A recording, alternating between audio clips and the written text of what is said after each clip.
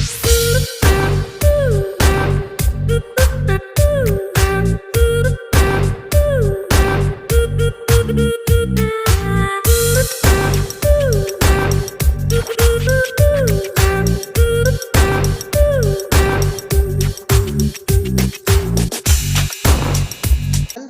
का हमारा टारगेट है, जानते हैं आप, इलेक्ट्रिसिटी, है ना। One of the most important chapters in the syllabus of 10th class. The board does not matter, है ना, चाहे आईसीएसई बोर्ड हो चाहे सीबीएसई बोर्ड हो, ये चैप्टर अपनी एक अलग ही इंपॉर्टेंस लेके आता है। ठीक है, तो चलिए शुरू करते हैं। हर हर महादेव, जय श्री राम। आइए देखिए, इलेक्ट्रिसिटी। इलेक्ट्रिसिटी ये पहली बार नहीं है कि आप आज पहली बार इलेक्ट्रिसिटी पढ़ रहे हो, इससे पहले भी आपने इलेक्ट्रिसिटी पढ़ा है थोड़ा बहुत, है ना। इलेक्ट्रिसिटी में क्या पढ़ते हैं आप? Basically electricity is of two types. Electricity is of two types. एक होती है स्टैटिक इलेक्ट्रिसिटी और एक होती है करंट इलेक्ट्रिसिटी। स्टैटिक इलेक्ट्रिसिटी हम नहीं पढ़ेंगे अब। स्टैटिक इलेक्ट्रिसिटी आईसीएसई बोर्ड में पढ़ाई जाती है 9th क्लास में, और सीबीएसई बोर्ड में 8th वगैरह में थोड़ा बहुत हल्का सा आइडिया दिया जाता है। बेसिकली स्टैटिक इलेक्ट्रिसिटी में आप पढ़ते हैं चार्जेस एट रेस्ट के बारे में। स्टैटिक का मतलब होता है ना स्टेशनरी, रुका हुआ। ठीक है, तो स्टैटिक इलेक्ट्रिसिटी में हम वो सारे फिनोमेनन पढ़ते हैं जिसमें चार्जेस स्टेशनरी होते हैं, रुके हुए होते हैं। जैसे स्पार्किंग होना, जैसे आपने दो बॉडीज को रब करा तो उनके बीच में एक फोर्स ऑफ अट्रैक्शन डेवलप होना, जैसे कि आपने स्केल लिया, अपने हेयर से रब करा, ठीक है, और क्या हुआ, आपने उससे छोटे छोटे पेपर के टुकड़े उठा लिए, है ना। आपने बलून लिया, उसे अपने हेयर से रब करा, उसे ले आके वॉल पे चिपका दिया। आपने अपने वुलन क्लोथ्स निकाले होंगे इन विंटर्स, तो आपने देखा होगा अगर किसी डार्क रूम में करो ना अभी काम, तो आपको साफ दिखेगा कि स्पार्किंग दिखाई देगी आपको, है ना, और स्पार्किंग की आवाज भी आएगी चट चट करके हल्की हल्की। कई बार ऐसा होता है कि हम मैट पे चल के आते हैं और फिर फाइनली अगर किसी गेट वगैरह को छूते हैं तो एकदम से झटका लगता है मेटल गेट वगैरह को छूने में। पता नहीं आपके साथ हुआ है या नहीं, मेरे साथ कई बार हुआ है ऐसा। ठीक है, कहने का जो मतलब है वो सिर्फ एक है, और वो ये है कि जब भी दो बॉडीज को हम रब करते हैं, तब जब भी हम दो बॉडीज को रब करते हैं तो उनके बीच में क्या होता है, इलेक्ट्रॉन्स का आदान प्रदान होता है ना। ये कहना सही नहीं रहेगा कि चार्जेस का आदान प्रदान होता है, क्योंकि चार्जेस दो तरीके के होते हैं, पॉजिटिव एंड नेगेटिव। ये बात आप सब जानते हैं। पॉजिटिव चार्ज जो है वो प्रोटॉन्स की फॉर्म में बंधा हुआ रहता है न्यूक्लियस के अंदर, वो बाहर नहीं निकल पाता। तो सिर्फ और सिर्फ नेगेटिव चार्ज जो कि इलेक्ट्रॉन्स की फॉर्म में होता है वो मूवेबल होता है ना, वही मूव कर पाता है। तो जब हम दो बॉडीज को रब करते हैं तो इलेक्ट्रॉन्स एक बॉडी से निकलकर दूसरी बॉडी में जंप कर जाते हैं। ठीक है, तो एक पर पॉजिटिव चार्ज आ जाता है और एक पर नेगेटिव चार्ज आ जाता है, और यही उनके अंदर अट्रैक्शन का कारण बनता है। ठीक है भैया, ये सारी बातें हम जानते हैं और हमने कई बार महसूस भी करी है। बिजली कड़कना भी इसी का ही एक एग्जाम्पल है। ठीक है, किसका? स्टैटिक इलेक्ट्रिसिटी का ही। तो स्टैटिक इलेक्ट्रिसिटी में हमने काफी कुछ पढ़ रखा है ऑलरेडी, इलेक्ट्रोस्कोप वगैरह बहुत सारी चीजें। अब हम ये डिस्कशन नहीं करेंगे, मैंने आपको सिर्फ एक हल्का सा रिवीजन देने के लिए बता दिया था। हमारा पूरा फोकस 10th क्लास में किस पे रहेगा? करंट इलेक्ट्रिसिटी पे। करंट का मतलब होता है धारा। धारा मतलब जो चीज फ्लो कर रही हो, है ना। करंट ऑफ वाटर आपने शायद कभी सुना हो, बहता हुआ पानी। इसमें मैं पॉन्ड को नहीं लूंगा, या तो वो नदी होगी, है ना, या कोई वाटरफॉल होगा, मतलब कोई ऐसी चीज होगी जिसमें बहता हुआ पानी हो, है ना। तो करंट का बेसिकली मतलब क्या है? समथिंग विच इज फ्लोइंग, है ना। आप समझ गए? ठीक है जी, ठीक है। तो करंट इलेक्ट्रिसिटी में we will discuss about the phenomena which are related to the charges in motion. ठीक है, तो पूरी तरीके से मोशन, मूवेबल चार्जेस का या मूविंग चार्जेस के बारे में हम इस चैप्टर में पढ़ने वाले हैं। ठीक है जी, आई होप सबको ये बात समझ में आ गई होगी। ठीक है, अच्छा एक बात और, अब बहुत जरूरी बात आती है। तो जब हमारा फोकस करंट इलेक्ट्रिसिटी पे है, तो मैं आपको फिर से बोलना चाहूंगा, जब जब मैं अब इलेक्ट्रिसिटी बोलूंगा तो इसका मतलब I am talking about current electricity only, है ना। ये दिमाग में से बात निकाल देगा कि स्टैटिक इलेक्ट्रिसिटी कुछ होती है। फिलहाल हमारा पूरा फोकस करंट इलेक्ट्रिसिटी पे है। जी भैया, हम समझ गए। ठीक है, तो आगे बढ़ते हैं इसी बात पे। क्या बोला मैंने? करंट इलेक्ट्रिसिटी में चार्जेस मूव करते हैं। तो भाई मूव ऐसा तो है नहीं कि सड़क पे निकल के घुमाएंगे ऐसे। मूव करने के लिए कुछ मीडियम चाहिए होगा उनको, है ना। तो यहाँ पर जिस चीज के अंदर वो मूव करते हैं, that are known as conductors, because conductors are the only things which have the ability to permit the movement of charges. भैया क्या बोल गए आप? हमें कुछ समझ नहीं आया। कंडक्टर्स ही वो चीज हैं जो अपने अंदर से चार्जेस को मूव कराने की क्षमता रखते हैं। अच्छा, तभी तो हमने पढ़ा था पहले कि the substances which allow electric current to pass through them are called conductors, है ना। समझ में आ गई बात? जो चीजें अपने अंदर से करंट पास करा लेती है उनको हम क्या कहते हैं? कंडक्टर्स। भैया एग्जांपल देना जरा। All metals are conductors. अरे वाह, हाँ, गोल्ड, सिल्वर, आयरन। तभी तो अगर मैं एक लोहे का सरिया लेके बिजली के तार पे मारूं तो मैं डांस करने लग जाऊंगा, भले ही मुझे डांस करना ना आता हो। लेकिन एक लकड़ी का डंडा लेके मैं बिजली के तार पे मारता हूँ, मुझे कुछ नहीं होगा। समझ रहे हैं ना आप बात को? तो भैया डिफरेंस क्या है? ऐसा आखिर अंतर क्या है कंडक्टर और इंसुलेटर में? I want to know. है ना, I want to know that what is the difference between iron rod and a wooden log, है ना, एक लकड़ी के लट्ठे में और एक लोहे के रॉड में क्या अंतर है जिसकी वजह से वो करंट पास करा पाता है और ये करंट पास नहीं करा पाता है। ऐसा क्या अंतर है भैया, जरा बताइएगा हमको, हम जानना चाहते हैं, हम इच्छुक हैं जानने के। ठीक है, कोई बात नहीं, अभी बताते हैं। आयरन रॉड जो है, it is a metal, being a metal it has the ability to lose the electrons. अरे हाँ भैया, आपने केमिस्ट्री में पढ़ाते वक्त बताया था, कोई पूछ लेना कि मेटल क्या होता है तो ये मत कहना टेंसाइल स्ट्रेंथ होती है, चमकदार होता है, ये सारी बातें तो बाद की हैं। सबसे पहली बात 10वीं के विद्यार्थी के दिमाग में जो आनी चाहिए मेटल का नाम सुनते ही, वो ये होती है कि metals are those which have the ability to, electrons को लूज करने की एबिलिटी, है ना, which have the ability to lose the electrons. हाँ भैया, हम समझ रहे हैं आपकी बात को। तो क्योंकि इलेक्ट्रॉन्स को लूज करने की एबिलिटी ये रखता है, तो एक बात तो निश्चित रूप से रहते हैं कि ये क्या होगा, इसके अंदर फ्री इलेक्ट्रॉन्स आ जाएंगे। ठीक है, मतलब समझ गए हम भैया, क्योंकि आयरन रॉड या मेटेलिक कंडक्टर्स के अंदर फ्री इलेक्ट्रॉन्स होते हैं और वो मूव कर सकते हैं। चार्ज मूव कर रहा है, चार्ज मूव करेगा तो करंट आएगा। हम समझ गए भैया। वुडन लॉग में ऐसा नहीं होता है ना, इसमें नो फ्री इलेक्ट्रॉन्स, कोई फ्री इलेक्ट्रॉन्स नहीं होते हैं। अब सवाल ये उठता है कि क्यों, क्योंकि वो नॉन मेटल है, तो इसका मतलब वो इलेक्ट्रॉन्स लूज नहीं कर सकता, और इलेक्ट्रॉन लूज नहीं करेगा तो फ्री इलेक्ट्रॉन्स नहीं आएंगे, है ना। लेकिन फिर भी क्यों, ऐसा क्या अंतर है कि ये इलेक्ट्रॉन लूज करने का दम रखता है और ये नहीं रखता है। ऐसा है, इसमें बॉन्डिंग जो होती है वो इतनी स्ट्रांग नहीं होती है, और इसकी स्ट्रक्चर ही ऐसी होती है, आउटर मोस्ट शेल में इलेक्ट्रॉन्स एक या दो या तीन होते हैं, जिसकी वजह से ये तत्पर होता है इलेक्ट्रॉन्स का त्याग करने के लिए। But in this scenario they are eager to gain electrons rather than to lose electrons, है ना। इनकी बॉन्डिंग, या ये कह लो कि इनका जो इलेक्ट्रॉनिक कॉन्फ़िगरेशन होता है, ये इस तरीके से होता है कि ये इलेक्ट्रॉन को लूज करने के बजाय उसे गेन करने में ज्यादा तत्पर रहते हैं। क्या आप मेरी भावनाएं समझ पा रहे हैं? सबको अच्छे से भली भांति समझ में आ रहा है ना? जय महाकाल, हर हर महादेव। चलिए आगे बढ़ते हैं इसी बात पे। देखिए, क्या बोला था मैंने आपसे, अब तक मैंने जितना भी आप में ज्ञान उड़ेला है ना, वो आपने बटोर लिया है, और अब हम इसको रीड करके और अपने दिमाग में अच्छे तरीके से बसाते हैं। चलिए आइए पढ़ते हैं भैया। क्या हो गया भैया, आजकल बड़ी हिंदी बोलते हो आप। महादेव देखते हैं हम, इसलिए हो रहा है ऐसा। अच्छा, चलिए आगे बढ़ते हैं। Electricity has an important place in the modern society. ये तो बच्चों वाली बात है, तो जानते ही हैं। एक दिन बिजली ना आए तो हमारी जिंदगी की वाट लग जाएगी, जानते हैं ना। गर्मी तो वैसे ही चरम सीमा पे है ना। जी भैया, हम तो बोलेंगे नहीं, आप ही बोल लीजिए। I don't know about the page number, but I know that it's chapter 12. You can search for it in the index. Let's move on. It's a controllable and convenient form of energy. ये क्या है, controllable? Controllable मतलब, able मतलब क्षमता, control तो आप जानते ही हैं, तो जिस पर कंट्रोल करने की क्षमता हो उसे कंट्रोलेबल कहते हैं। कहने का मतलब ये कुछ चीजें हमारे काबू में होती हैं, कुछ चीजें हमारे काबू में नहीं होती हैं। अरे भैया, इतनी दूर कहाँ जा रहे हो, हमारे शरीर में देख लो। Voluntary muscles are under the control, मैं कहूँ रेज योर हैंड्स, आप कहेंगे जी भैया हो गया, है ना। और अगर मैं आपसे ये कहूँ, क्या कहूँ, कि अपना हार्ट का जो धड़कना है ना उसको रोको यार, मजा नहीं आ रहा जिंदगी में, please stop the working of your heart, क्या आप ये कर पाएंगे? क्यों नहीं कर पाएंगे? क्योंकि आपके हार्ट में इनवॉल्यूंटरी मसल्स हैं। क्या है?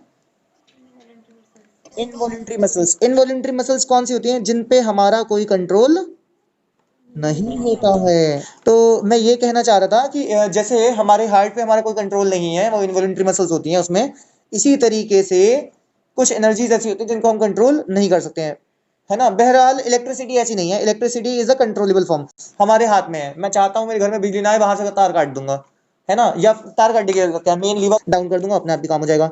ठीक है, तो क्या बोला हमने, it is a controllable and convenient form of energy for a variety of uses in homes, schools, hospitals, industries and so on। भैया ठीक है, तो बेकार की बातें हैं, जल्दी जल्दी पढ़ लेते हैं। What constitutes electricity? इलेक्ट्रिसिटी में क्या होता है, ये तो मैंने आपको अभी बताया। इलेक्ट्रिसिटी में क्या है यहाँ पर, मूविंग चार्जेस, है ना।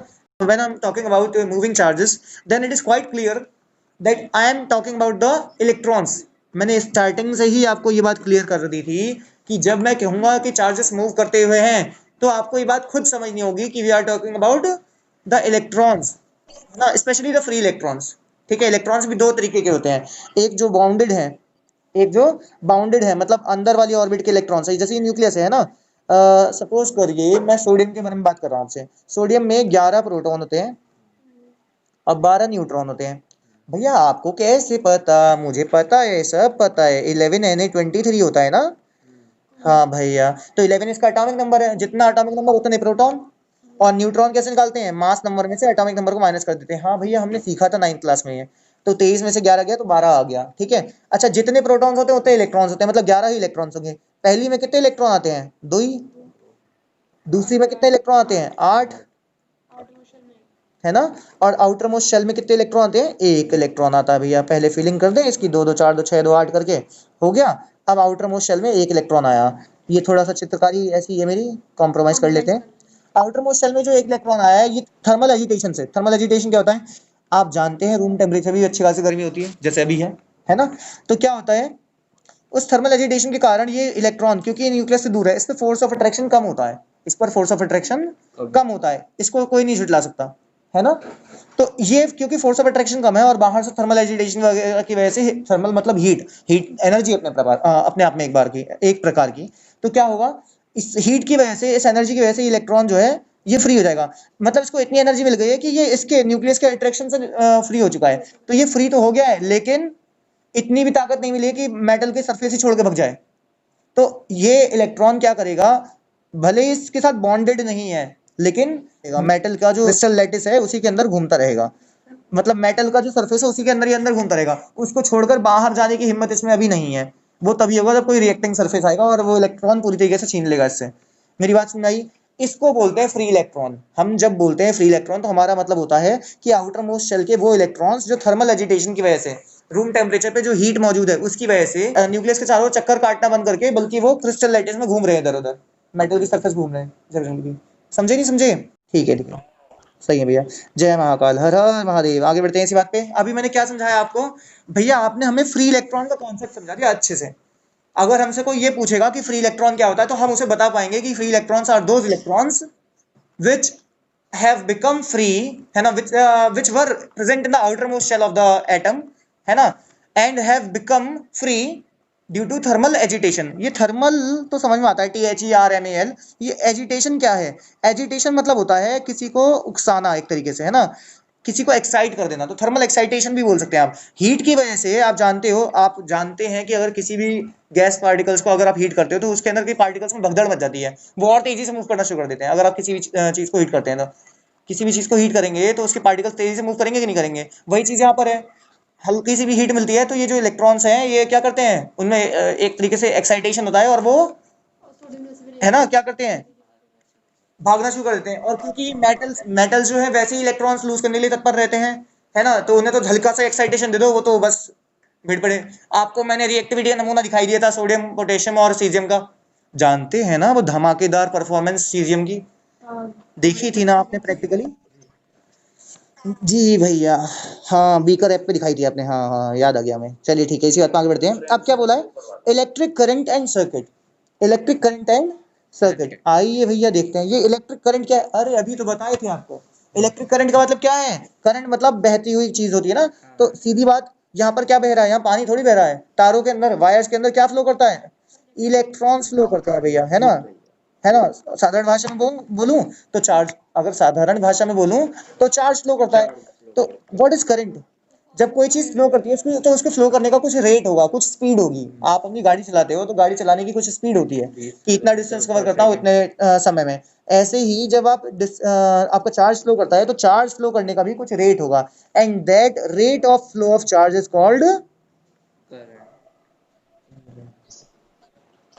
Electric current. हाँ ठीक है, rate of flow of charge is called current. समझ गए, what is current, rate of flow of charge. भैया रेट का मतलब हम जानते हैं, हमने पिछले साल भी पढ़ा है, अपॉन में टाइम। कहाँ पढ़ा था, acceleration the rate of change of velocity पढ़ा था शायद। तो वहां पर v minus you upon T होता था। हाँ, acceleration the rate of change of velocity, v minus you upon में टाइम, क्या है, रेट की वजह से। हाँ भैया आप सही कह रहे हैं, रेट का मतलब डिवाइड बाय टाइम। आज तो सारा खेल क्लियर हो गया। तो करंट क्या है, rate of flow of charge. तो ऊपर क्या आएगा, चार्ज, नीचे क्या आएगा, टाइम। जय श्री राम, हर हर शाबाश। ये आ गया आपका I is equals to Q upon T. हाँ जी बताइए। बच्चे बेसिकली आप जो पढ़ रहे हो ना, मैंने ये बात स्पष्ट रूप से बोली थी कि 10th क्लास के विद्यार्थी के लिए तो चार्ज का मतलब इलेक्ट्रॉन्स है, लेकिन आपको पता होना चाहिए कि जो बैटरीज होती हैं उसमें आयंस फ्लो करते हैं, इलेक्ट्रॉन्स नहीं, पॉजिटिव और नेगेटिव आयंस। इसलिए यहाँ पर मैंने चार्ज लिखा है, ठीक है। अभी आप जो पढ़ोगे इलेक्ट्रिसिटी फिजिक्स में, उसमें अभी फिलहाल आप इलेक्ट्रॉन्स के बारे में पढ़ेंगे, इसलिए मैंने कहा था हम इलेक्ट्रॉन्स पे फोकस करेंगे, लेकिन डेफिनेशन देते वक्त हमें सतर्क रहना होता है। हमें डेफिनेशन जब देनी होती है तो हम ऐसे पैरामीटर्स के बेसिस पे देते हैं डेफिनेशन जो हर जगह काम कर जाए, ठीक है। गौरांगी जी आपको समझ में आया? तो यहाँ पर अगर मैं इलेक्ट्रॉन्स लिखता हूँ तो गलत नहीं है, लेकिन सीमित हो जाएगा मामला, सिर्फ वायर्स के लिए बात होगी, जबकि करंट तो बैटरीज के अंदर भी होता है, और वहां पर तो चार्ज के नाम पे इलेक्ट्रॉन्स नहीं बल्कि क्या फ्लो करते हैं, आयंस। अच्छा इसको भी छोड़ो, आप जब 12th क्लास में पहुंचेंगे तो एक और नई चीज से आपका आमने सामने होगा, होल्स और इलेक्ट्रॉन्स। इलेक्ट्रॉन्स तो आप जानते हैं, होल्स और नई चीज आ जाएगी। भैया ये होल्स क्या होते हैं ये बाद में बताएंगे आपको किसी दिन, फिलहाल इतना समझ लीजिए, होल का मतलब गड्ढा होता है, और गड्ढा मतलब खाली जगह है ना, बिल्कुल वैसा ही कॉन्सेप्ट है ये। आज आप कुर्सी पे बैठे हैं, है ना, अभी ये आपका कोचिंग टाइम खत्म हो जाएगा तो उसके बाद आप फ्री हो जाएंगे, तो आप क्या करेंगे, उस जगह को खाली करके कहीं और चले जाएंगे। आप अपने आप को इलेक्ट्रॉन मानिए, जहां आप बैठे थे, है ना, वो जगह थी आपकी। जैसे ही आप फ्री हुए और आप वहां से निकल गए, तो वहां पर क्या हुआ, एक वेकेंट प्लेस रह गई, एक खाली जगह रह गई। दैट खाली जगह और vacant place is called a hole. जय श्री राम, समझ में आ गया ना? तो इलेक्ट्रॉन क्या होता है, नेगेटिव चार्ज, है ना। होल क्या होगा, पॉजिटिव चार्ज, है ना। डिफिशियंसी हो गई ना उसकी, समझ रहे हैं मेरी बात को? तो लेकिन ये कॉन्सेप्ट आपको अभी सिलेबस में नहीं है, 12th में आएगा। ये सेमीकंडक्टर्स के अंदर आता है भैया। सेमीकंडक्टर्स क्या होते हैं, वही चीजें जो आपकी फोन वगैरह में और बाकी इलेक्ट्रॉनिक डिवाइसेस में यूज होती हैं। अच्छा सिलिकॉन की चिप वगैरह जो होती है, हाँ, मेमोरी कार्ड जो होता है हमारा, हाँ बिल्कुल बिल्कुल, सिलिकॉन और मैग्नीशियम नहीं बच्चे, सिलिकॉन और जर्मेनियम, ठीक है। मैग्नीशियम तो मेटल में आ जाएगा, ठीक है। तो ये बातें समझ में आ रही है धीरे धीरे जो मैं बोल रहा हूँ। मैं कोशिश कर रहा हूँ कि आपको ज्ञान आपके जो लेवल है उससे ज्यादा दे सकूं, लेकिन इस रूप में कि आपको दिक्कत ना हो। आई होप मैं इस कोशिश में कामयाब हो पा रहा हूँ धीरे धीरे। आपको सब कुछ समझ में आ रहा होगा अच्छे से? बढ़िया जी बढ़िया, जय श्री राम। चलिए आगे बढ़ते हैं इसी बात पे। तो अभी क्या बताया, current is the rate of flow of charge. Formula बन गया भैया इससे तो, I is equal to Q upon T. क्यों? क्योंकि आपने बताया रेट का मतलब होता है टाइम से डिवाइड करवा देना, और रेट किसका निकालना है, चार्ज का, वो चीज ऊपर आ जाएगी। ठीक उसी प्रकार जैसे कि एक्सेलरेशन होता था, rate of change of velocity, rate था तो अपॉन में टाइम हो गया, किसका रेट था, चेंज ऑफ वेलोसिटी का ऊपर चेंज ऑफ वेलोसिटी आ गया था। हाँ जी भैया जी, आई मतलब हो गया करंट, क्यू मतलब हो गया चार्ज, है ना। आई मतलब करंट, क्यू मतलब चार्ज, है ना।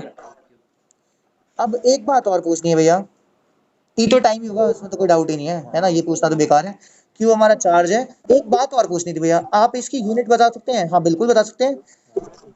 चार्ज की ऐसा यूनिट होती है कूलम्ब, है ना। एक साइंटिस्ट थे चार्ल्स ऑगस्टिन डी कूलम्ब, उनके सम्मान में हमें जो है क्या करना पड़ गया, चार्ज की ऐसा यूनिट को कूलम रखना पड़ गया, और टाइम की ऐसा यूनिट तो पूरी दुनिया जानती है, सेकंड।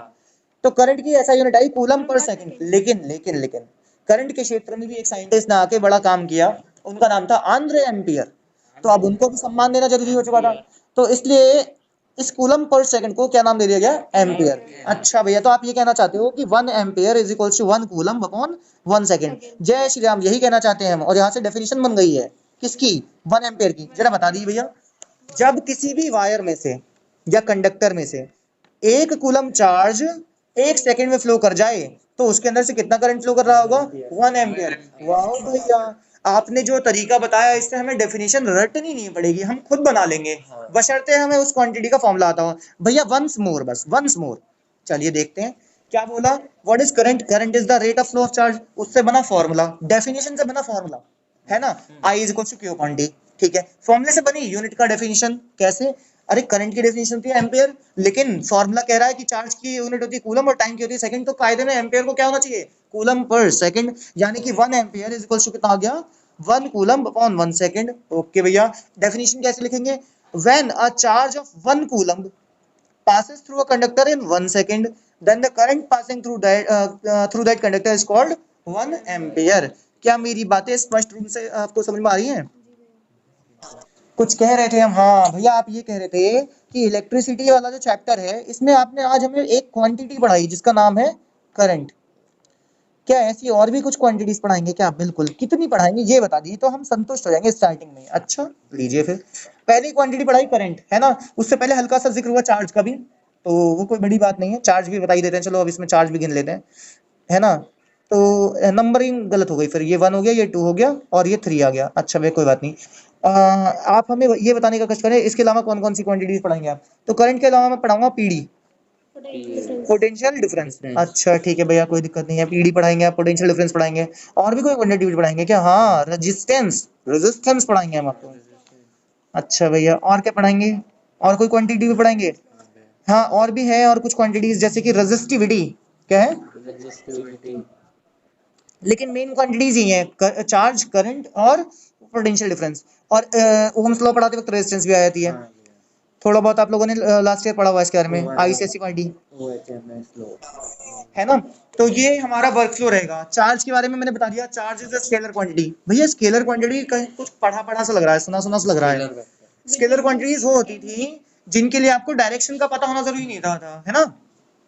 लेकिन वेक्टर क्वांटिटीज वो होती हैं जिनमें डायरेक्शन की जरूरत हो। मजे की बात सुनिए, इस पूरे चैप्टर में आपके सामने एक भी वेक्टर क्वांटिटी नहीं आएगी, सब स्केलर क्वांटिटी।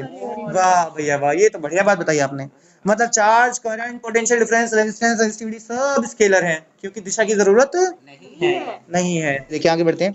क्या कह रहा था मैं? इलेक्ट्रिक करंट के बारे में पढ़ रहा था ना भैया, तेजी से पढ़ दिए, ये सब समझा चुके हैं आप, बेकार में टाइम खराब नहीं करते हैं ना। चलिए जल्दी पढ़ते हैं। We are familiar with air current and water current. हाँ अरे वाह भैया, ये वही बात आ गई आप जो कह रहे थे। करंट का मतलब बहती हुई चीज, धारा। We know that flowing water constitute water current in rivers. वाह भैया वाह, नदी का नाम ले रहे हैं जैसे आप कर रहे थे। ये तो आप रात में रटते हैं भैया, हमें लग रहा है। अब तो बिल्कुल वही वर्डिंग्स बुक के साथ कैसे मैच हो सकती है सर, पता नहीं यार, व्हाट अ कोइंसिडेंस। चलिए आगे बढ़ते हैं हम। Similarly if the electric charge flows through a conductor, अच्छा if the electric charge flows through a conductor, for example through a metallic wire, एक एक शब्द वही है भैया। We say that there is an electric current in the conductor. In a torch, we know that the cells for or a battery, when placed in proper order, provide flow of charges or an electric current through the torch bulb to glow. अच्छा हाँ, मतलब कह रहे हैं अगर torch के अंदर cell लगा दूं प्रॉपर्ली तो बल्ब ग्लो करने लगता है। जय श्री राम, जानते हैं ये बात।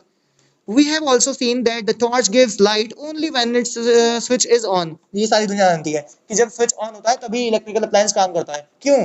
क्योंकि अगर लोकोशेड का पुल जुड़ा हुआ नहीं होगा तो आप इस पार से उस पार गाड़ी नहीं ले जा सकते, जाहिर सी बात है ना। कहने का मतलब क्या है, जब तक रास्ता कंप्लीट नहीं होगा, सर्किट कंप्लीट नहीं होगा, तब तक करंट कैसे फ्लो करेगा? अच्छा भैया आपने इलेक्ट्रिक करंट तो बता दिया, सर्किट नहीं बताया। What the hell is circuit? तो electrical circuit is the complete path along which the charge will flow. अच्छा एक बात और कहूंगा मैं यहाँ पर, हम आगे काफी चीजें गलत बोलेंगे। हम बोलेंगे करंट फ्लो कर रहा है, करंट फ्लो कर रहा है, बुक भी यही बताई करंट फ्लो कर रहा है, लेकिन यकीन मानिए करंट नहीं फ्लो करता है, फ्लो तो चार्ज करता है। ये बोलना गलत है कि करंट फ्लो करता है, लेकिन वही वाली बात है, कुछ बातें इतनी मतलब कुछ बातें गलत होती हैं, अब गलत बोलते बोलते इतनी प्रचलित हो जाती हैं कि अब उन्हें जो सही रूप से बोलेगा उसे बेवकूफ समझाया जाएगा। जैसे आप जानते हैं कि हमें कायदे में बोलना चाहिए 1 किलोग्राम फोर्स टमाटर दे दिए, लेकिन हम बोलते क्या है 1 किलो टमाटर दे दिए, ये भी एक गलती है। हम रोज बोलते हैं पॉलीथीन दे दो भैया, पॉलीथीन दे दो, पॉलीथीन बैन हो गई, लेकिन वो पॉलीथीन नहीं होता है, पॉलीईथीन होता है। क्या होता है? पॉलीईथीन होता है। हाँ तो वही हम यहाँ पर कहना चाह रहे हैं, कुछ चीजें ऐसी हैं जो बोलते बोलते गलत है, लेकिन बोलते बोलते इतना प्रचलित हो गए कि लोगों ने उनको सही मान लिया है। ठीक है जी, ठीक है, हम समझ गए भैया। तो कहने का तात्पर्य ये है कि करंट फ्लो नहीं करता है, फ्लो तो चार्ज करता है। आप खुद सोचो ना, what was current? Current was the rate of flow, current is the rate of flow of charge. तो क्या ये कहना सही रहेगा कि रेट ऑफ चार्ज फ्लो कर रहा है? मतलब ये तो कुछ इस प्रकार हो गया ना कि मैं कहूं कि मेरी गाड़ी की स्पीड 60 किलोमीटर प्रति घंटे से चल रही है। अबे स्पीड चल रही है तो भाई गाड़ी चल रही है ना, है कि हाँ करंट फ्लो नहीं करता है, फ्लो तो चार्ज करता है। ठीक है, लेकिन हम भी ऐसे भेड़ चाल में चलेंगे और गलत जब बोलने की जरूरत पड़ेगी तो हमें भी गलत बोलना पड़ेगा। क्या करें, अब इस समाज में रहना है तो कुछ ना कुछ तो करना ही पड़ेगा ना लोगों के साथ, हमें हमला नहीं पड़ेगी। चलिए आगे बढ़ते हैं इस बात पे। What does a switch do, है ना। तो मैंने आपको बता दिया था कि इस तरीके से एक स्विच होता है और ये टैपिंग की है जैसे, है ना। तो आप इसको प्रेस करते हो जब ऑन करने के लिए, तो ये क्या होता है, ये इस पर टच हो जाता है, सर्किट कंप्लीट, करंट फ्लो कर जाएगा।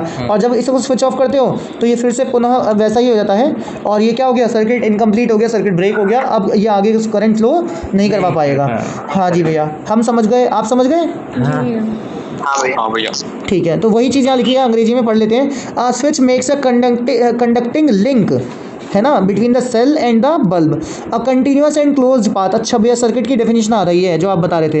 अ continuous and closed path of an electric current is called an electric circuit. Now if the circuit is broken anywhere और the switch of the torch is turned off, the current stops flowing and the bulb does not glow. ठीक है भैया, हम समझ गए ना सारी प्रक्रिया। अगर स्विच ऑफ है या कहीं से सर्किट ब्रेक हो गया है, कहीं से तार वार टूट गया है या कुछ किसी भी वजह से अगर डिस्कनेक्शन हो गया है तो करंट फ्लो नहीं करेगा और बल्ब ग्लो नहीं करेगा। ठीक है भैया। How do we express the electric current? Electric current is expressed by the amount of charge flowing through a particular area in unit time. वही, in other words it is the rate of flow of charge. भैया आपने तो यही बताया था, वही तो सारी चीज़ें हैं ये, है ना। इन सर्किट्स यूजिंग मेटेलिक वायर्स, अरे भैया एक एक शब्द हूबहू वही है। In circuits using metallic wires, electrons constitute the flow of charges. However, electrons were not known at the time when the phenomenon of electricity was first observed. क्यों? क्योंकि तब तक जे थॉमसन ने इलेक्ट्रॉन की डिस्कवरी नहीं करी थी। अच्छा भैया, समझ रहे हैं हम। So electric current was considered to the flow of positive charges. अच्छा, आज समझ में आई बातें कि हम ये क्यों कहते हैं कि करंट की दिशा इलेक्ट्रॉन्स के फ्लो से उल्टी है। पढ़ा तो हमने है कई बार ये कि इलेक्ट्रॉन्स, वो करंट की दिशा जो है वो इलेक्ट्रॉन्स के फ्लो से उल्टी है, क्योंकि करंट की दिशा को क्या माना जाता है? Direction of flow of positive charges. लेकिन ये बात बाद में पता चली थी कि करंट किसकी वजह से होती है? इलेक्ट्रॉन्स की वजह से, है ना। उससे पहले हम ये मानते थे कि पॉजिटिव चार्जेस की वजह से होती है और उसी हिसाब से हमने अपनी डायरेक्शन दे दी थी करंट की। समझे भैया? एक बार और बता। देखो, जब किसी सर्किट में आप सर्किट बनाइए, देखिए यहाँ पर एक बल्ब लगा दिया हमने, ठीक है, ये बल्ब है, यहाँ पर ये वायर्स हैं आपके कनेक्टिंग वायर्स। यहाँ पर मैंने क्या करा, एक सेल लगा दिया है, ये बड़ा वाला टर्मिनल प्लस का, छोटा वाला टर्मिनल माइनस का। यहाँ एक सेल लगा दिया, वो सॉरी की लगा दी है, या स्विच कह लो। इस स्विच को ऑन कर रहा हूँ, प्लग इन की है, ये देखो स्विच ऑन हो गया, करंट फ्लो कर जाएगा। करंट कैसे फ्लो करता है? करंट का डायरेक्शन प्लस से माइनस की ओर दिखाते हैं, ये देखिए प्लस से गया ये और इधर माइनस की तरफ आ गया। क्या ये बातें अच्छे से समझ में आ गई सबको? करंट की दिशा जो है प्लस से माइनस की ओर दिखाई है, प्लस से माइनस की ओर। लेकिन इलेक्ट्रॉन्स का जानते हैं आप क्या होगा? इलेक्ट्रॉन्स माइनस वाले टर्मिनल से धक्का खाएंगे, रिपल्शन खाएंगे, क्योंकि लाइक चार्जेस रिपल करते हैं और ये इलेक्ट्रॉन्स ऐसे घूमेंगे फिर, क्योंकि उन पर रिपल्शन पड़ता है, और पॉजिटिव वाला इलेक्ट्रॉन्स को खींच लेगा। तो इलेक्ट्रॉन्स का जो फ्लो आ रहा है आप साफ देख पा रहे हैं, वो करंट से विपरीत दिशा में आ रहा है। करंट जा रहा है ऐसे, तो इलेक्ट्रॉन जा रहा है ऐसे, है ना, उल्टा फ्लो है कि नहीं है? तो वही बोल रहा था मैं कि direction of conventional current is opposite to the direction of flow of electrons. और ऐसा क्यों? क्योंकि पहले करंट की दिशा को हमने पॉजिटिव चार्जेस के आधार पर सेट कर दिया था, और obviously positive charges negative charges के विपरीत दिशा में जाएंगे। समझ पा रहे हैं आप मेरी बात को? बाद में पता चला कि मेटलिक वायर के अंदर जो है वो करंट जो है वो इलेक्ट्रॉन्स की वजह से फ्लो करता है, ना कि पॉजिटिव चार्जेस की वजह से, है ना। लेकिन क्योंकि कन्वेंशनल करंट की डायरेक्शन सेटअप हो चुकी थी, सारी दुनिया वही मानने लगी थी, सब किताबों में वही छप चुका था, इसलिए उसको बदला नहीं।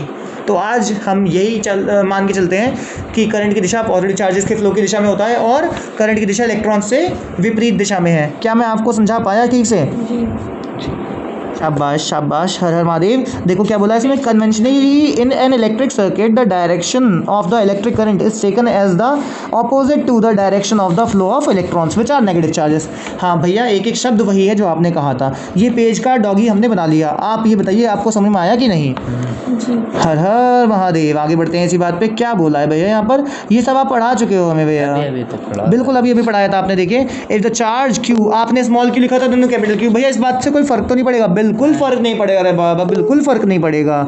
अच्छा तो ठीक है भैया। Flows across any cross section of a conductor in time T, then the current I is equals to Q upon T, because current was the rate of flow of charge.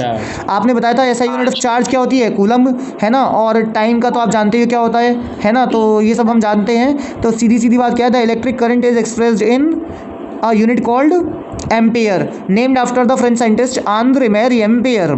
हाँ वो तो बता ही दिया था भैया आपने, कोई बात नहीं। क्या भैया हमें ये नाम भी याद रखना पड़ेगा? क्या ये ईयर्स भी याद रखने पड़ेंगे? बच्चे, we are studying science and not history, है ना। So years doesn't matter. हाँ नाम याद रख लो तो आपका ज्ञान में वृद्धि होगी। वैसे एज सच कोई पूरा नाम पूछता नहीं है, लेकिन मुझे अच्छा लगता है याद करना, इसलिए मैं कर लेता हूँ। बाकी आपकी श्रद्धा है, ठीक है। नहीं श्रद्धा भैया हमारी नहीं है श्रद्धा। तो चलो आगे बढ़ते हैं। 1 ampere is constituted by the flow of 1 coulomb of charge पर सेकंड। अच्छा ये तो 1 एम्पेयर की डेफिनेशन लिख गई है।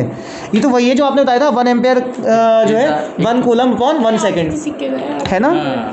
वही है कि अगर किसी कंडक्टर में से 1 कूलम चार्ज 1 सेकंड में फ्लो कर रहा है तो कितना करंट फ्लो करेगा? 1 एम्पेयर करंट फ्लो करेगा।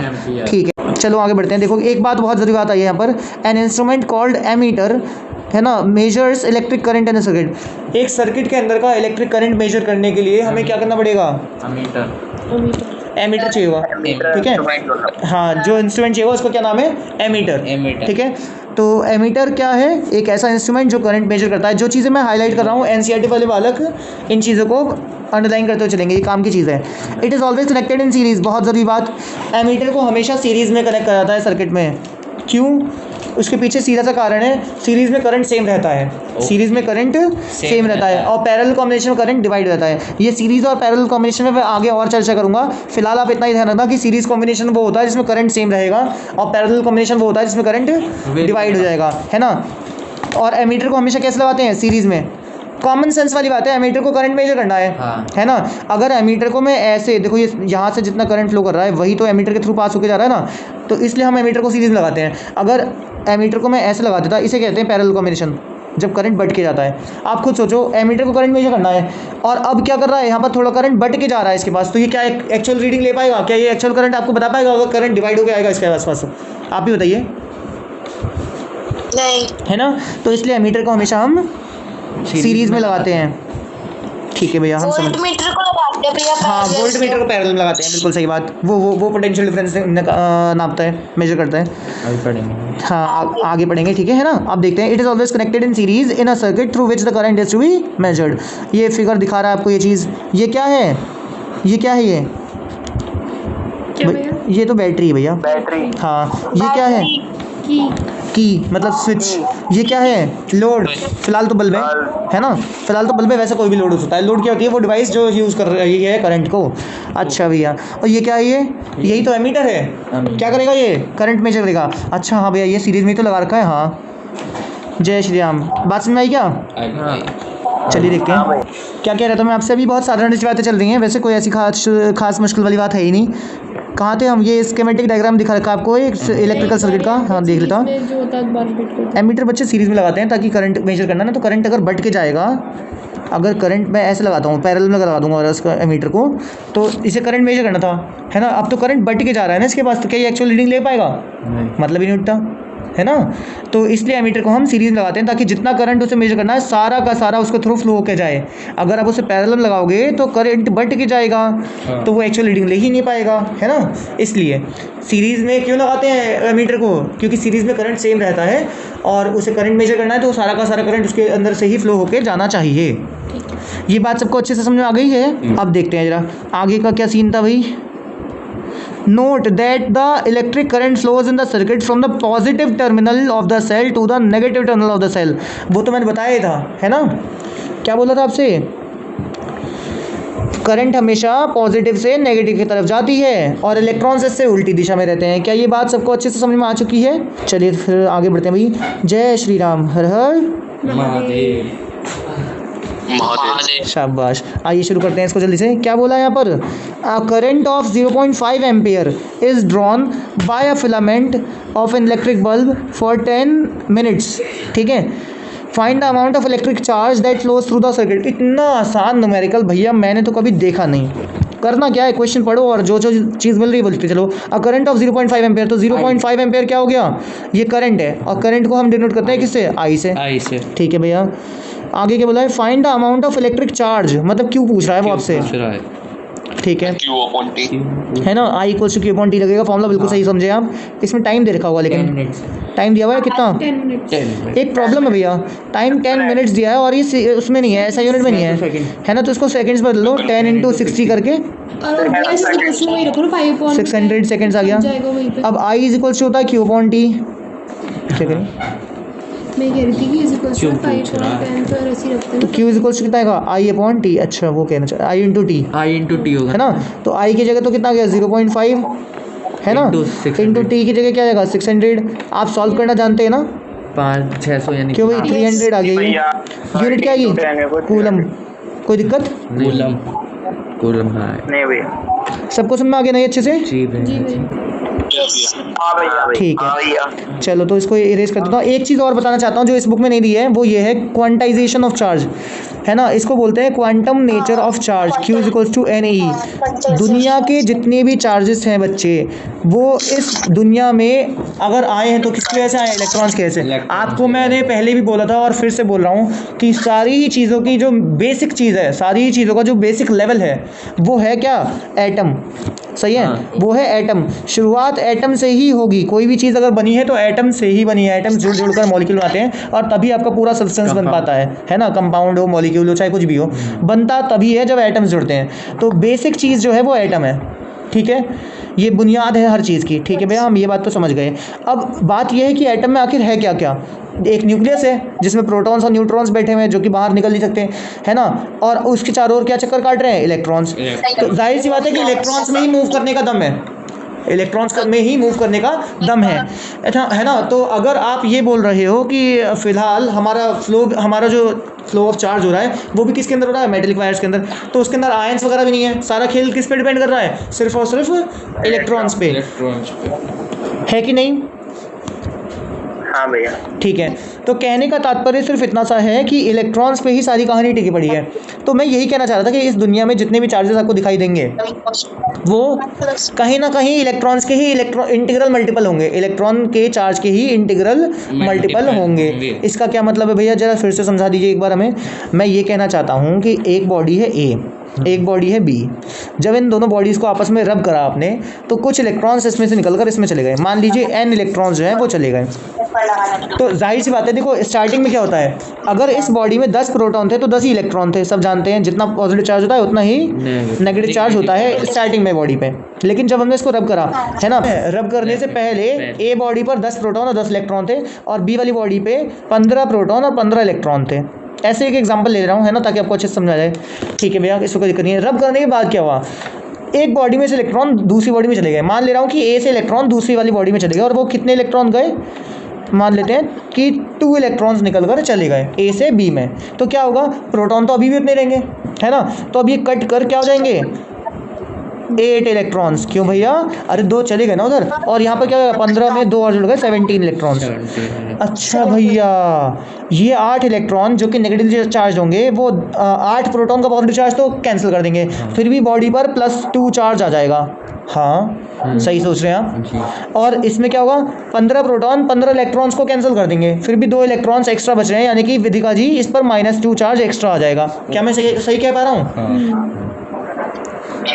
और यही पॉजिटिव और नेगेटिव चार्जेस इनके बीच में आकर्षण का कारण बनेंगे, अट्रैक्शन का कारण बनेंगे। इसी वजह से वो स्केल जो है आपके आप जब हेयर से रब करते हो तो वो पेपर्स को उठा लेता है। भैया सारा खेल समझ में आ गया आप क्या कहना चाह रहे हो, लेकिन हमें एक बात नहीं समझ आ रही, ये ऊपर Q इक्वल्स टू NE क्या बताना चाह रहा है। ये सिर्फ ये बताना चाह रहा है इतनी सी बात कि जब एक बॉडी में से दूसरी बॉडी में इलेक्ट्रॉन्स ट्रांसफ़र होते हैं तो किसी बॉडी पर जो चार्जेस आते हैं वो इलेक्ट्रॉन के चार्ज के ही इंटीग्रल मल्टीपल होंगे। क्यों?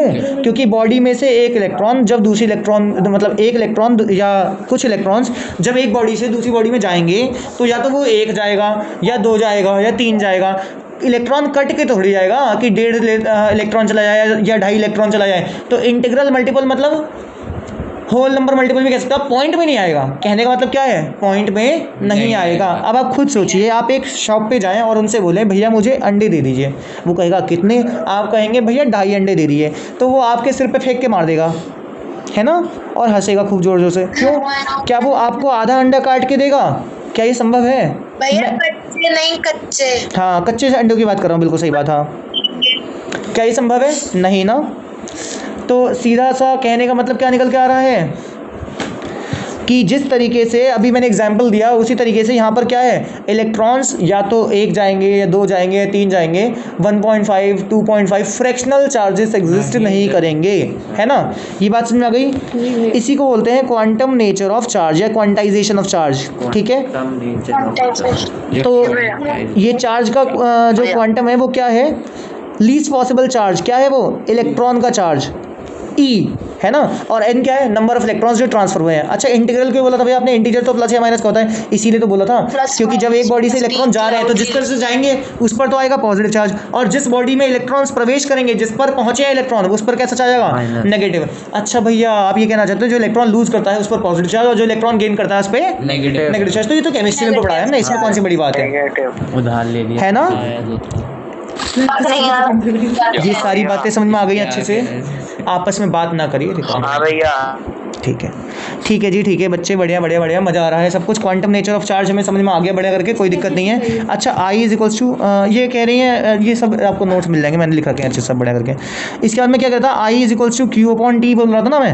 हाँ। अच्छा भैया, क्यू की जगह आप एनी भी लिख सकते हो। हाँ, लिख सकते हैं। तो ये तो नया फॉर्मूला बन गया। बिल्कुल जी, बिल्कुल बन गया। तो जब ज़रूरत पड़ी अगर, तो ये भी लगा सकते हैं। सकते हैं। शाबाश जी, शाबाश। तो ये तो भैया हमें सब कुछ समझ में आ गया। एक बात और बताना चाहते थे आप भैया, वो बता दिए जल्दी से। ठीक है, सुनिए। बताना चाहते था। मैं ये बताना चाहता था कि इलेक्ट्रॉनिक का जो चार्ज होता है ना, उसकी वैल्यू होती है माइनस का 1.6 इंटू 10 की पावर माइनस का 19 कूलम्ब। हाँ, इलेक्ट्रॉन का चार्ज होता है, ये तो हमने पहले पढ़ रखा है। चार्ज ऑफ 1 इलेक्ट्रॉन है। क्या है? Charge of 1 electron. हाँ, अब रिकॉर्डिंग हो रही है। ये इलेक्ट्रॉन, एक इलेक्ट्रॉन का चार्ज है ना। लेकिन अगर कोई आपसे ये पूछे कि एक कूलम चार्ज में कितने इलेक्ट्रॉन होते हैं, एक कूलम चार्ज में कितने इलेक्ट्रॉन होते हैं, तो क्या होगा? 1 कूलम चार्ज में पता कितने हैं? 1/1.6। ये चीज़ नीचे आ जाएगी, है ना। ये जो चीज़ है 1.6 इंटू 10 की पावर माइनस 19, ये नीचे आ जाएगा सिंपल सा। और जब आप इसे सॉल्व करेंगे तो आपको पता चलेगा कितना, 6.25 इंटू 10 की पावर 18। हाँ भैया, ये तो ICSE वाले बच्चों को आपने पिछले साल भी याद करने के लिए बोला था, और CBSE वाले बच्चों को अब याद करने के बोल रहे हैं आप कि एक कूलम चार्ज में कितने इलेक्ट्रॉन्स होते हैं? 6.25 इंटू 10 की पावर 18 इलेक्ट्रॉन्स होते हैं। 6.25 इंटू कितने इलेक्ट्रॉन्स होते हैं? 6.25 इंटू 10 की पावर 18 इलेक्ट्रॉन्स। अच्छा भैया, ये राउंड ऑफ करके लिख रखा है इन्होंने यहाँ पर। अब हमें सारा खेल समझ में आ गया, जो आप हाईलाइट कर रहे हो ना, यही अब समझ में आ गया, है ना। क्या भैया, कहाँ इलेक्ट्रॉन? ये ठीक है। किसी के मन में रत्ती भर भी संकोच या रत्ती भर भी संशय तो नहीं है? नहीं भैया। नहीं भैया। नहीं भैया। शाबाश शाबाश। तो ये जो अभी कॉन्सेप्ट समझाया है, इसका ध्यान रखिएगा, है ना। अब भैया आगे बढ़ते हैं। शाबाश, ठीक है जी, ठीक है भैया। आपने न्यूमेरिकल भी करा दिया, आपने हमें ये थ्योरी भी समझा दी, आपने करंट का बाजा बजा दिया, 2 क्वांटिटीज बता दी आपने आज हमें, चार्ज और करंट। ठीक है, एक बार भैया ये इंटेक्स्ट क्वेश्चंस जो दिख रहे हैं ये और डिस्कस कर लेते हैं, है ना। ये क्या लिखा है? What does N electric circuit mean? अरे वो ही क्लोज्ड पाथ है जिसके से पूरा करंट फ्लो होता है। अभी पीछे पढ़ के तो आए थे, ये तो लिख लेंगे भैया, है ना भैया। जी भैया। हाँ भैया। ठीक है, फिर क्या बोला? Define the unit of current. अरे करंट की यूनिट एम्पेयर होती है, लेकिन ये बताना नहीं है, बताना ये होता ना सिर्फ, तो वो कहता है स्टेट। हाँ। लेकिन ये तो कहा डिफाइन, बच्चे इसमें खाली लिख के आते हैं करंट की यूनिट एम्पेयर और नंबर कटवाए जाते हैं। बच्चे यहाँ डिफाइन करने लगाए, स्टेट और डिफाइन में अंतर है। स्टेट में सिर्फ बताना है, डिफाइन मतलब उसकी पूरी डेफिनेशन लिखनी है। तो क्या डेफिनेशन दी भैया? 1 ampere is the current which when a charge of 1 coulomb flows through a conductor in 1 second, that the current flowing through it is called 1 ampere. 1 ampere. हाँ, बताया तो था आपने भैया, 1 ampere equals to 1 coulomb upon 1 second. ये बात किसको समझ नहीं आई भाई? कुछ बोलिए। वेदिका जी, शुभ जी, नंदिनी जी, मलिक जी। ठीक है, ठीक है। नंदिनी जी, आपको आवाज़ आ रही है? Yes sir. ठीक है, और दूसरी वाली नंदिनी जी? हाँ भैया, आ रही है। ठीक है बच्चे, ठीक है, बढ़िया। बाकी सब बढ़िया, कोई दिक्कत तो नहीं किसी को? नहीं भैया। नहीं भैया। बढ़िया, जय महाकाल। आगे बढ़ते हैं। क्या बोला भाई? Calculate the number of electrons constituting 1 coulomb of charge. अरे भैया, आप तो पहले ही बता देते हो हमें क्वेश्चन पढ़ने से पहले ही। अभी तो बताया था calculate the number of electrons constituting 1 coulomb of charge. एक कूलम में कितने इलेक्ट्रॉन्स निकाले थे अभी? 6.25 इंटू 10 की पावर 18। पहले ही पढ़ा देते हैं सब, बाद में फिर रीड करते हैं खाली, है ना। चलिए, बढ़िया बढ़िया बढ़िया। आई होप आपने ये दोनों पेजेस का बिल्कुल ऐसा शेक बनाया है कि कभी आप भूलेंगे नहीं, है ना। फिल्टर हो गया। सही है भाई। इसकी स्मूदी तैयार हो चुकी है, हमने पी ली अच्छे से बढ़िया करके। अब आगे बढ़ते हैं। ये मुझे फिर से वही पेज क्यों दिख रहा है? अब नहीं पता। नए पेज पर पढ़ गए भैया। 2 नई क्वांटिटीज से आमना सामना हो रहा है हमारे यहाँ, है ना। Electric potential and potential difference. आप एक बात समझिए, ये क्या है? क्या है ये? एक पॉजिटिव चार्ज है, ठीक है। इसके चारों ओर ना कुछ ऐसा रीजन होगा जिसके अंदर मुझे इसका असर महसूस होगा। फॉर एग्जांपल, हम सब ये जानते हैं कि एक मैग्नेट लोहे को अट्रैक्ट करती है ना। हाँ भैया। सही है। हम ये भी जानते हैं कि मैग्नेट मतलब लोहे को अट्रैक्ट करती है, और हम ये भी जानते हैं इस वक्त कि लॉकडाउन की वजह से काफ़ी सारी ट्रेनें चल नहीं रही हैं अभी, तो जो स्पेशल वाली है ट्रेन। रेलवे स्टेशन पे काफ़ी सारी ट्रेन होंगी इस वक्त, है ना।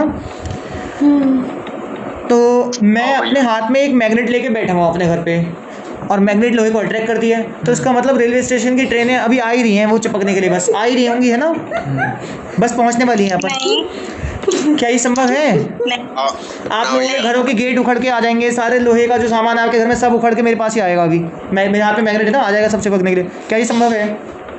नहीं भैया। क्यों? क्योंकि मैग्नेट के आसपास कुछ पर्टिकुलर रीजन तक ही उसका ये अट्रैक्शन पावर काम करता है, उसके बाद ये बहुत वीक हो जाता है और फाइनली ख़त्म सा ही हो जाता है ना भैया। तो उस रीजन को हम बोलते हैं magnetic field. What is this magnetic field? Magnetic field is the invisible region or space around a magnet in which its influence can be felt. Influence मतलब असर, felt मतलब महसूस। अच्छा, आप ये कहना चाहते हैं कि मैग्नेट के चारों ओर का वो इलाका जिसके अंदर आप उसका असर महसूस कर सकते हैं वो मैग्नेटिक फील्ड कहलाता है। अच्छा, तो ऐसे ही किसी इलेक्ट्रिक चार्ज के चारों ओर का वो इलाका जिसके अंदर उसका असर महसूस किया जाता है उसको क्या बोलेंगे? Electric field. अबे चार्ज है ना ये, चार्ज तो इलेक्ट्रिक फील्ड, मैग्नेट होता तो मैग्नेटिक फील्ड। भैया हमारी बातें आपको अच्छे से समझ में आई? हाँ भैया। ठीक है, तो इसका मतलब ये कि यहाँ पर एक पॉजिटिव चार्ज रखा हुआ है, तो इसके चारों ओर का जो इलाका है वो इलेक्ट्रिक फील्ड है ना। अब इलेक्ट्रिक फील्ड के अंदर अगर मैं बाहर से कोई और चार्ज लेके आऊँगा तो मुझे कुछ कार्य करना पड़ेगा। क्या करना पड़ेगा? कार्य, WORK, वर्क, है ना, वर्क करना पड़ेगा। और ये वर्क जो मैं करूँगा that will be called electric potential. वाह भैया वाह, क्या कॉन्सेप्ट समझाया आपने। Electric potential is the work done in moving अ, कुछ नई चीज़ अभी बताऊंगा, क्यू नॉट है ना, इसको बोलते हैं यूनिट पॉजिटिव टेस्ट चार्ज। इस पे भी अभी टिप्पणी होगी सही से, चिंता मत करिए। What is electric potential? Electric potential is the work done in moving a unit positive test charge from बहुत दूर to a point inside the electric field. भैया क्या बोल रहे हैं? कुछ समझ नहीं आ रहा है, कुछ समझ नहीं आ रहा है, दोबारा बताइए। चलिए देखिए, आपको कहने की ज़रूरत है ये बात? नहीं ज़रूरत है, काहे बोल रही हैं? जानती हैं आप जब तक हम खुद नहीं समझा लेंगे हमें खुद संतुष्टि नहीं मिलेगी तब तक हम चुकेंगे नहीं। फिर भी बोल रही हैं आप, दिल को ठेस पहुंचाती हैं। किडनी पे लेके जम तो लेते हैं आपकी बातें। नहीं, हम नहीं ले सकते, हम बहुत सेंसिटिव इंसान हैं। देखिए मेरी बात सुनिए, बेकार की बातों को साइड में रखते हैं, काम की बात करते हैं। मैंने क्या बोला आपसे? जब भी आपके पास कोई चार्ज है, चाहे वो पॉजिटिव चाहे नेगेटिव हो, तो उसके आसपास का इलाका जो है उससे प्रभावित होगा, है ना, एंड दैट इलाका will be known as electric field. ठीक है भैया। अब बात ये आती है कि अगर इलेक्ट्रिक फील्ड के अंदर आप बाहर से कोई भी चार्ज लेके आओगे तो ऑब्वियसली आपको वर्क करना पड़ेगा, और ये जो वर्क करना पड़ता है ना, यही वर्क क्या कहलाता है? इलेक्ट्रिक पोटेंशियल कहलाता है। सही है? पोटेंशियल। हाँ, अब बात ये है कि इलेक्ट्रिक पोटेंशियल निकालने के लिए जब भी हम किसी चीज़ को डिफाइन करते हैं, तो हम वहाँ पर यूनिट वर्ड यूज़ करते हैं। यूनिट का मतलब होता है 1। जैसे मैंने 1 एम्पेयर डिफाइन करा था तो मैंने चार्ज को 1 कूलम और टाइम को 1 सेकंड करा था। आप समझ रहे हैं मेरी बात को? 1 का मतलब क्या है? यूनिटी। सुना है ना ये यूनिटी, एकता। हाँ भैया समझ रहे हैं, हम समझ रहे हैं, करते हैं। चलिए आगे बढ़ते हैं। क्या कह रहा था मैं भैया आपसे? कुछ तो कह रहा था। हाँ, आप ये कह रहे थे भैया कि अगर किसी इलेक्ट्रिक फील्ड में आप बाहर से unit positive test charge, unit समझ गए ना क्या कह रहा था मैं? यूनिट मतलब 1। तो अच्छा, यूनिट चार्ज लेके आ रहे हो तो मतलब 1 कूलम का चार्ज होगा या 1 माइक्रो कूलम का होगा, 1 जरूर होगा, यूनिट चाहे कुछ भी हो। ठीक है भैया। पॉजिटिव ही क्यों? क्योंकि बाय डिफॉल्ट जो है चार्जेस पॉजिटिव लिए जाते हैं। ठीक है। टेस्ट चार्ज क्यों बोला था आपने? टेस्ट चार्ज इसलिए बोला था क्योंकि ये इसके फील्ड की क्षमता का टेस्ट ले रहा है, पता लगा रहा है कि इसका फील्ड कितना स्ट्रांग है या कितना वीक है। जैसे आपके घर में जब कोई इलेक्ट्रिशियन वर्क करने के लिए आता है तो वो सॉकेट्स के अंदर वो लगा के दिखता है ना, टेस्टर, देखा होगा आपने। तो उसे टेस्टर क्यों कहते हैं? क्योंकि चेक करता है कि करंट है कि नहीं है। ऐसे यहाँ पर इसको टेस्ट चार्ज क्यों बोल रहा हूँ? क्योंकि वो चेक कर रहा है इसके इलेक्ट्रिक फील्ड को कि कितना स्ट्रांग है या कितना वीक है। अच्छा भैया, तो ये जो क्यू नॉट है, इस क्यू नॉट को क्या बोल रहे थे आप? Unit positive. हाँ सही है। और ये क्यों बोला मैंने? एक एक शब्द आपको समझा दिया। चार्ज है इसलिए चार्ज ही बोलूंगा। यूनिट क्यों बोला? क्योंकि जब हम किसी भी चीज को डिफाइन करने आते हैं तो यूनिट चीज ही लेके आते हैं, मतलब 1 कूलम या 1 माइक्रो कूलम ऐसी यूनिट ही लेके आएंगे। पॉजिटिव लेते ही बाय डिफॉल्ट। टेस्ट चार्ज क्यों बोला है? क्योंकि इसकी फील्ड की क्षमता का टेस्ट ले रहा है, उसका पता लगा रहा है। ठीक है भैया, हमें ये बात समझ में आ गई है कि क्यू नॉट क्या होता है? यूनिट पॉजिटिव टेस्ट चार्ज होता है। अब बाहर से अगर मैं कोई चार्ज लेके आऊंगा, सपोज करिए यहाँ एक पेन रखा है और अगर मैं उसे उठाऊंगा तो मुझे कुछ काम करना पड़ेगा कि नहीं करना पड़ेगा? है ना। तो ऐसे ही अगर वहां से मैं एक चार्ज को फील्ड के अंदर मूव कराता हुआ ला रहा हूं तो कुछ तो वर्क करना पड़ेगा, है ना। तो वही वर्क जो मैंने करा है किसको मूव कराने में, यूनिट पॉजिटिव टेस्ट चार्ज को, यही क्या कहलाता है, इलेक्ट्रिक पोटेंशियल। एक बार फिर से ध्यान से सुनिएगा, what is electric potential? Electric potential is the work done in moving a unit positive test charge from infinity to a point inside the electric field। अब ये infinity क्या बोला है? infinity का मतलब होता है बहुत दूर का एक पॉइंट। जैसे मैं यहाँ बैठा हूँ तो कागबड़ा भी इन्फिनिटी बन सकता है मेरे लिए। अगर मैं एक मैग्नेट लेके हाथ में बैठा हूँ तो कागबड़ा इन्फिनिटी है मेरे लिए, क्योंकि वहां पर इस मैग्नेट का असर नहीं होगा, है ना। तो इन्फिनिटी का मतलब क्या है? इन्फिनिटी का मतलब अनंत नहीं है कि आप बिल्कुल गहराइयों में खो जाओगे ब्रह्मांड की, नहीं रे बाबा। इन्फिनिटी का मतलब है ऐसा पॉइंट जो बहुत दूर पड़ा है, जहां पर इसका असर काम नहीं, मतलब असर नहीं हुआ इसका। मेरी बात समझ में आ रही है? ठीक है। तो कहना क्या चाह रहे हैं भैया आप? मैं ये कहना चाह रहा हूँ कि कहीं बहुत दूर से एक यूनिट पॉजिटिव टेस्ट चार्ज आप उठा के लाएंगे फील्ड के अंदर, ठीक है। और इस प्रक्रिया में जो वर्क करना पड़ेगा ना आपको, वही क्या होगा, उस पॉइंट पर इलेक्ट्रिक पोटेंशियल निकल कर आएगा, ठीक है। एक बार भैया फिर से बता दिए, डेफिनेशन कैसे लिखेंगे? Electric potential is the work done in moving a unit positive test charge from infinity to a point inside the electric field. भैया बड़ी गंदी डेफिनेशन है, याद कैसे करेंगे हम इस चीज को? ऐसे अंधा तो रट्टा हमसे पड़ेगा नहीं।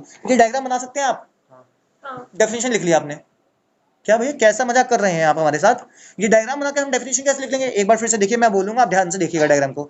What is electric potential? Electric potential is the work done in bringing a unit positive test charge from infinity to a point inside the electric field. क्या अभी भी मुझे बोलना चाहिए या समझ गए आप? शाबाश। तो एक बार फिर से नहीं बताएंगे, है ना? फिर भी बता दीजिए भैया, इलेक्ट्रिक पोटेंशियल क्या है? Work done in moving a unit positive charge from infinity to a point inside the electric field. भैया ये तो बात हमें समझ में आ गई, लेकिन अगर दोनों के दोनों पॉइंट्स हमारे फील्ड के अंदर होते तो, मतलब एक अभी तो आपने जो बताया हमें, इसमें एक पॉइंट बाहर है फील्ड के और एक पॉइंट अंदर है। अगर हमारे दोनों ही पॉइंट्स फील्ड के अंदर हो जाते, ये भी तो संभव था। हो सकता है कि दोनों पॉइंट्स अंदर आए फील्ड के, तब क्या हुआ? तब उसे कहेंगे पोटेंशियल डिफरेंस। अरे वाह भैया, मतलब डेफिनेशन में बहुत जरा सा बदलाव आएगा। सिर्फ यही तो कहोगे ना आप कि potential difference is the work done in moving a unit positive test charge from one point to another point within the electric field. अब की बार ये नहीं बोला फ्रॉम इन्फिनिटी ना, अब क्या क्या बोला? From one point to another point. लो ये दूसरा पॉइंट आ गया बी, तो अब यहाँ से यहाँ मूव करा रहा हूँ from one point to another point within the electric field. क्या ये कॉन्सेप्ट सबको अच्छे से समझ में आ गया? अगर फील्ड के बाहर से आप अंदर ला रहे हैं तो उसको इलेक्ट्रिक पोटेंशियल बोलेंगे, और अगर फील्ड के अंदर ही अंदर दो पॉइंट्स के बीच मूव करा रहे हो तो उसको क्या बोलेंगे? पोटेंशियल डिफरेंस बोलेंगे। क्या ये बात समझ में आई सबको? ठीक है। तो यहाँ से हमने क्या फॉर्मूला निकाला? V is equals to W upon Q, है ना। और इसी से हम इसकी डेफिनेशन भी डिक्लेयर करेंगे। अभी मैं एक बार फिर से आपको आज ये बता दूं, मैं थोड़ा सा समराइज कर रहा हूँ जल्दी जल्दी। मैंने आज क्या क्या पढ़ाया? मैंने आपको पहले चार्ज के बारे में पढ़ाया, Q is equals to plus minus N E, एक फॉर्मूला यहाँ से निकाला था हमने क्वांटाइजेशन ऑफ चार्ज से। दूसरा फॉर्मूला मैंने आपको पढ़ाया करंट के बारे में, I is equals to Q upon T. अगर इन दोनों को मर्ज कर दिया है तो I is equals to N E upon T भी कह सकते हैं, जरूरत जब पड़ेगी तो देख लेंगे, है ना। इसके अलावा मैंने तीसरी चीज आपको पढ़ाई आज, पोटेंशियल। ठीक है, पोटेंशियल का मैंने क्या बताया? V is equals to W upon Q, है ना। क्यू नॉट लिखा था डेफिनेशन लिखते वक्त, अब क्यू क्यों लिख रहा हूँ? क्योंकि चार्ज तो वो कुछ भी हो सकता है ना। ध्यान ये रखना है कि यूनिट होना चाहिए बस, ठीक है। तो अभी इसको आप ऐसे भी बोल सकते हो, work done per unit charge, है ना।